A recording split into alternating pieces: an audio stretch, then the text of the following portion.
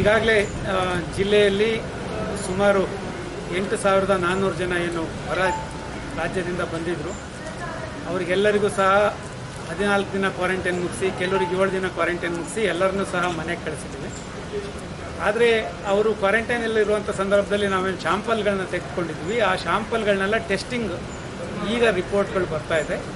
ಹಾಗಾಗಿ ಕಳೆದ 2 ದಿನಗಳಲ್ಲಿ ಸುಮಾರು 3,000 ರಿಪೋರ್ಟ್ಗಳು ನಮಗೆ ವಾಪಸ್ ಬಂದಿದೆ.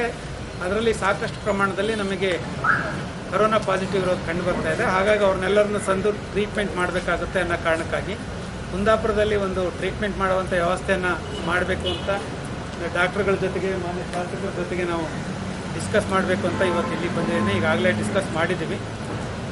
ಕುಂದಾಪುರ ಮತ್ತು ಬೈಂದೂರು ಕಾನ್ಸ್ಟಿಟ್ಯೂನ್ಸಿಗೆ ಸಂಬಂಧಪಟ್ಟ ಹಾಗೆ ಸುಮಾರು 400 ಬೆಡ್ಗಳ ವ್ಯವಸ್ಥೆಯನ್ನು ಮಾಡಬೇಕು ಅಂತ ನಾವು ತೀರ್ಮಾನ ಮಾಡಿದ್ದೀವಿ. ಈಗಾಗಲೇ ನಮ್ಮಲ್ಲಿ 120 ಬೆಡ್ಡು GH ಕುಂದಾಪುರದಲ್ಲಿದೆ.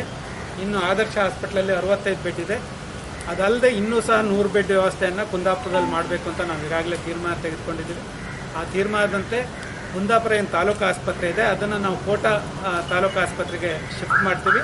ಅದಾದ ನಂತರ ಇಲ್ಲಿ ಕುಂದಾಪುರದಲ್ಲಿ ಒಂದು OPD ಅನ್ನು ಇಡಬೇಕು ಅಂತ ತೀರ್ಮಾನ ಮಾಡಿದ್ದೀವಿ. OPD ಎಲ್ಲಿ ಅದು ವಿನಯ ಆಸ್ಪತ್ರೆಯಲ್ಲಿ ಒಂದು OPDಯನ್ನು, ಹಳೆ ವಿನಯ ಆಸ್ಪತ್ರೆಯನ್ನು ನಾವು ತೆಗೆದುಕೊಂಡು ಅಲ್ಲೊಂದು OPD ಸೆಂಟ್ರನ್ನು ಸಾರ್ವಜನಿಕರಾಗಿ ಉಪಯೋಗಕ್ಕಾಗಿ ಬಳಸ್ತೀವಿ. ಉಳಿದಂತೆ ಏನು ಗರ್ಭಿಣಿಯರು ಮತ್ತು ಬಾಣಂತಿಯರು ಏನಿರ್ತಾರೆ ಅವ್ರನ್ನೆಲ್ಲರನ್ನು ಸಹ ನಾವು ಕೋಟ ಆಸ್ಪತ್ರೆಗೆ ಶಿಫ್ಟ್ ಮಾಡಿ ಈ ಆಸ್ಪತ್ರೆಯನ್ನು ಸಂಪೂರ್ಣ ಕೋವಿಡ್ ಆಸ್ಪತ್ರೆ ಅಂತ ಮಾಡಬೇಕು. 200 ಬೆಡ್ ಕೋವಿಡ್ ಆಸ್ಪತ್ರೆ ಮಾಡಬೇಕಂತ ಅಂದ್ಕೊಂಡಿದ್ದೀವಿ.